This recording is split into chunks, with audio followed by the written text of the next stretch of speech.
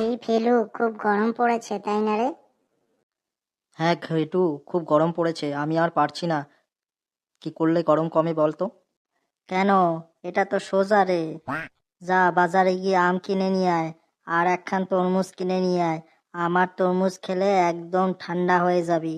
তুই ঠিক বলছিস লেবু, একদম ঠিক কথা, আম খেলে ঠান্ডা হয়ে যাব।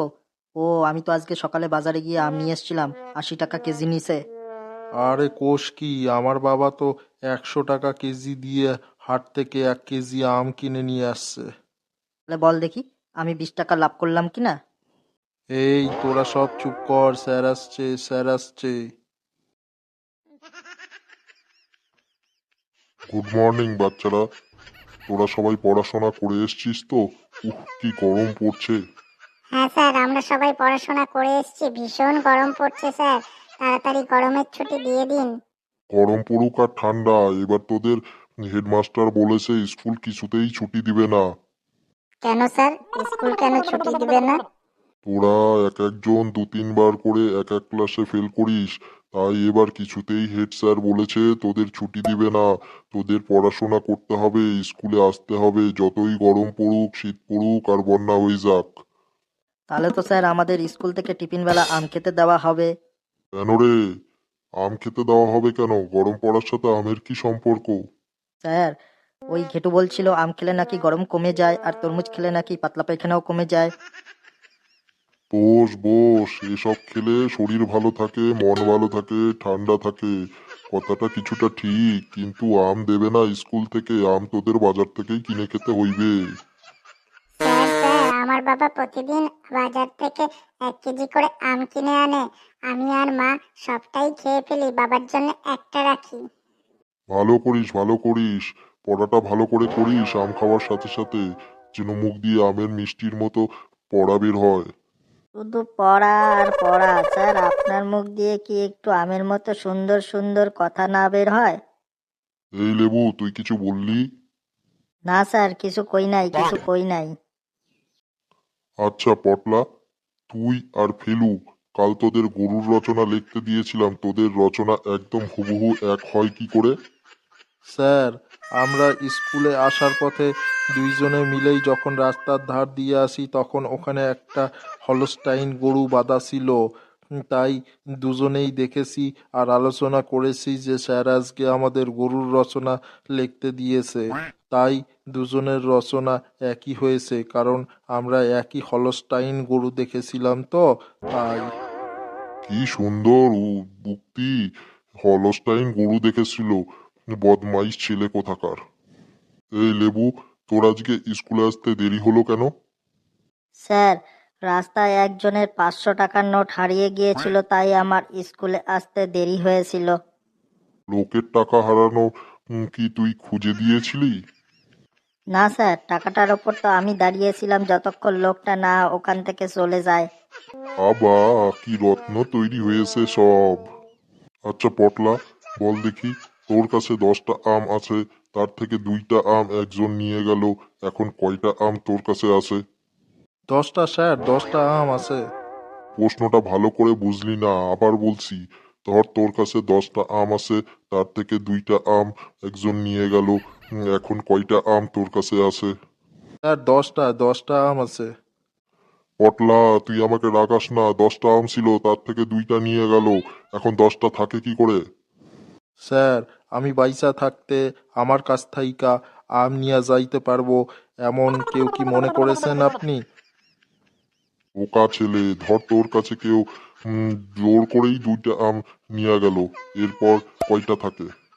স্যার, 10টা আম আর একটা লাশ ওরে ওই জায়গায় মাইরা ফেলামু। হ্যাঁ, কি সব তৈরি হয়েছে রে বাবা! ছেলে পেলে এক একখান রত্ন তৈরি হয়েছে। আচ্ছা মৌটুসি, বল দেখি, এমন একটা প্রাণীর নাম বল যার প্রথম অক্ষর হ। হ, হ, মানে স্যার, হাতি। গুড গুড, বস, ভালো বলেছিস। এবার এমন একটা প্রাণীর নাম বলতো যার প্রথম অক্ষর অ। অনেকগুলো হাতি স্যার, অনেকগুলো হাতি। এ কেমন উত্তর রে মৌটুসি, তোর কাছ থেকে এমন উত্তর আশা করি নাই। আচ্ছা ঘেটু, তুই ক্লাস টেস্টে বাংলা পরীক্ষায় মাত্র 21 পেয়েছিস, তাতেও তোর হাসি থামছে না। তুই ভালো করে পড়াশোনা করিস না কেন? স্যার, আমি তো 21 পাইয়া গর্ববোধ করতেছি।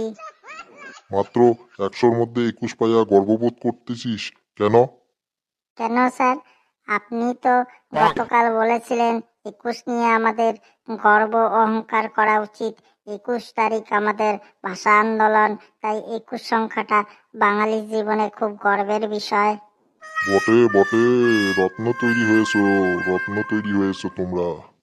আচ্ছা হাবলু, তুই বল দেখি, সব থেকে চালাক প্রাণী কি? পৃথিবীতে সব থেকে চালাক প্রাণী হচ্ছে স্যার, চালাক প্রাণী হচ্ছে স্যার এই গরু। আমাকে আর রাগাস না হাবলু, আমার মাথাটা এমনিতেই সরে আসে। এবার হাত খান উঠলে পরে তোদের আর পিঠ আস্ত থাকবে না।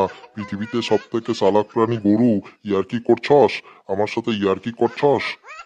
না স্যার, ইয়ার্কি করি নাই, সত্যি কথা কইতেছি।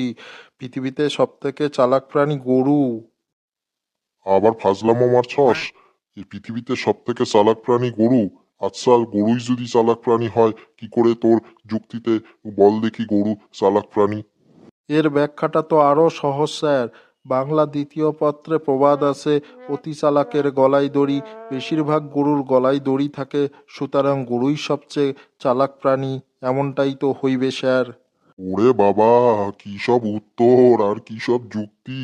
তোদের এইসব যুক্তি দেখে আমার মাথা ঘুইরা যায়, আর প্রতিদিন অজ্ঞান হইয়া ক্লাস থেকে বাইর হইতে হয়। তবে আজকে আমি তৈরি হয়ে আসছি, আজকে আমি কিছুতেই তোদের কাছে নত হব না, আর অজ্ঞান হব না। তোরা যতই উল্টো পাল্টা যুক্তি দে, আজকে তোদের পিঠের থেকে ছাল আর চামড়া আলাদা কইরিয়ে তবেই যাব। আচ্ছা ফেলু, তুই বল দেখি, যে গান লেখে তাকে কি বলে? গীতিকার স্যার, গীতিকার। বেশ বেশ, ভালো বলেছিস। আচ্ছা, যে সুর বাঁধে তাকে কি বলে? সুরকার স্যার, সুরকার। বা, ভেরি গুড, তুই অনেকদিন পরে সঠিক উত্তর দিছস। বা ফেলু, তুই আজকাল তাহলে পড়াশোনা করছস? এই একটু আধটু করি স্যার। আচ্ছা, এবার বল দেখি, যে প্রাইভেট পড়ায় তাকে কি বলে? Private car sir, private car. হ্যাঁ, এ কেমন উত্তর রে? হ্যাঁ, কেন স্যার, ঠিকই তো উত্তর দিছি। যদি গীতিকার হয়, যে গীত লেখে, যদি সুর বাদে সে সুরকার হয়, তাহলে যে প্রাইভেট পড়ায় তাকে প্রাইভেট কার বলা হবে না কেন? সত্যি তোদের মাথায় এত বুদ্ধি কি করে আসে? তোদের এই বুদ্ধি দেখে আমি নিজের বুদ্ধি হারিয়ে ফেলি মাঝে মধ্যে। আচ্ছা, তোদের আজকে সেলের মানে বলছি। সেল মানে হলো জীববিজ্ঞানের ভাষায় দেহকোষ। আর স্যার, পদার্থবিজ্ঞানের ভাষায় সেল মানে কি হবে তাহলে? পদার্থবিজ্ঞান, ও পদার্থবিজ্ঞানে সেল মানে হচ্ছে ব্যাটারি। তাহলে স্যার, অর্থনীতিতে সেল মানে কি হবে? অর্থনীতিতে, অর্থনীতিতে সেল মানে হচ্ছে বিক্রি। তাহলে স্যার, রাষ্ট্রবিজ্ঞানে সেল মানে কি হবে? রাষ্ট্রবিজ্ঞানে স্যার। রাষ্ট্রবিজ্ঞানে, রাষ্ট্রবিজ্ঞানে সেল মানে হবে জেলখানা। তাহলে স্যার, ইংরেজিতে সেল মানে কি হবে? ইংরেজিতে? ইংরাজি, ইংরাজিতে সেল মানে হবে মোবাইল ফোন। আর স্যার, স্ত্রীর কাছে সেল মানে কি? আমার মা মাঝে মধ্যে বাবাকে বলে সেল দিচ্ছে, সেল দিচ্ছে, চলো চাই। ও, এই সেল, এই সেল মানে হচ্ছে ডিসকাউন্টে কেনা বেচা। আর স্যার, এতগুলো সেলের মধ্যে কোনটা যে ঠিক আর কোনটা ভুল, মাথাটা গুলাই যাইতেছে, কিছুতেই কিছু বুঝতে পারছি না। হ্যাঁ ফেলু, এক ক্লাসে যদি 3 বার কইরা ফেল করিস, তাহলে তো সব সেল মানেই তোর মনে হবে গুলাই যাবে। তোদের আর পিঠের চাল থেকে চামড়া আলাদা না করে দিলে তোদের কিছুই মাথায় থাকবে না। আচ্ছা পটলা, তুই 1 থেকে 10 পর্যন্ত বলতে পারিস? হ্যাঁ স্যার, পারি। বলবো? বল বল, তাড়াতাড়ি বল। 1, 2, 3, 4, 6, 7, 8, 9, 10। ভালো করে বল, ভালো করে বল, কোথাও একটা কিছু ভুল বলতেছিস, আবার বল। স্যার, 1, 2, 3, 4, 6, 7, 8, 9, 10। এ গাধা, এর মধ্যে 5 গেল কোথায়? 5 কোথায় গেল? স্যার, 5 তো মারা গেছে। 5 মারা গেছে? এটা কেমন কথা? হ্যাঁ স্যার, 5 মারা গেছে। 5 মারা গেল কিভাবে? আর কালকে ইংরাজি খবর চলতেছিল টিভিতে, সেইখানে শুনলাম 5 died in a car accident. আমার বাবা বলল 5 মারা গেছে কার অ্যাক্সিডেন্টে। বাহ বাহ, কি সুন্দর যুক্তি আর কি সুন্দর উত্তর। তোদের উত্তর শুনে আমার মাথায় আর একখানা চুল থাকে না। স্যার একটা কথা বলবো, আপনাকে একটা কথা বলবো। এ গুণধর ফেলু, তুই আবার কথা বলবি? আচ্ছা বল, কি বলতে চাস বল, তাড়াতাড়ি বলে ফেল। না মানিয়ে স্যার, আপনি রাগ করবেন না তো? আপনি আমার পিঠে স্যালাকাট ভাঙবেন না তো? ভাঙার মতো হলে ভাঙবো, যা বলার বলে ফেল। এখন যদি না বলিস তাহলে আরো ডবল করে ভাঙবো। মানে স্যার, কথাটা বলতে আমার খুব লজ্জা লাগছে। আরে লজ্জার কি আছে, বল, যা বলবি বলে ফেল। স্যার আস্তে বলবো না জোরে বলবো? আরে বেটা, যা বলবি জোরে বল, সবাই শুনুক। স্যার আপনার প্যান্টের চেইন খোলা আছে। হ্যাঁ, তাই নাকি? হ্যাঁ স্যার, এই জন্যই তো বললাম লজ্জার কথা। এই দাঁড়া দাঁড়া, ছেলেদের কাছে আমার মান সম্মান গেল মনে হয়। এইবার ঠিক আছে স্যার, এইবার ঠিক আছে। ও ঠিক করা বার করছি, দাঁড়া, স্যালাকাট ভাঙবো আজকে। স্যার স্যার, খুব গরম পড়েছে আজকে। আম নিয়ে একটা কিছু খাওয়ার না, আমের কথা, আমের গল্প, আমের রচনা কিছু একটা করেন না? তোর আম খাওয়ার শখ হইছে, মার খাওয়া থেকে বাঁচতে চাস তুই? না স্যার, খুব গরম পড়ছে। দেখলাম স্কুলের সামনে ঠেলার মধ্যে পাকা পাকা কাঁচা কাঁচা আম নিয়ে বসছে। মেয়েরা দৌড়ে দৌড়ে গিয়ে কাঁচা কাঁচা আম কচকচ করে খাচ্ছে। আর ছেলেরা কি খাচ্ছে ছেলেরা? স্যার ছেলেরা ওই পাকা আম চুষে চুষে, বিচি চুষে চুষে খাচ্ছে। ফেলু, তোর এক্সপ্রেশন ক্ষমতা সাংঘাতিক। তোর কাছে যদি থাকি না তাহলে একদিনেই আমার মাথার যা চুল আছে সব উঠে যাবে। স্যার আমি আম নিয়ে একখান কবিতা লিখেছি, আপনাকে শোনাবো স্যার?